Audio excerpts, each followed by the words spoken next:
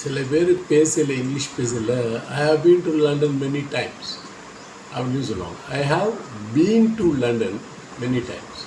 லண்டனுக்கு அதுக்கு அர்த்தம் வந்து நான் லண்டனுக்கு பல தடவை போய் வந்துள்ளேன் என்று அர்த்தம்.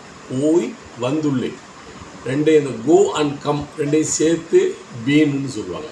ஏன் என்ன நம்ம கேள்வி கேட்காம நம்ம அடாப்ட் பண்ணிக்கிறது தான் பெஸ்ட் மெத்தடு.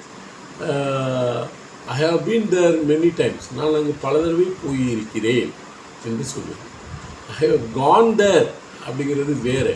நான் வந்து அங்கு போய்விட்டேன் என்று சொல்லுவேன். நீங்கள் ஒரு இடத்த போய் சேர்ந்ததுக்கப்புறம் அங்கேருந்து ஃபோன் போட்டு ஐ கான் தேர், அந்த இடத்துக்கு நான் போய்விட்டேன் என்று சொல்லுவேன்.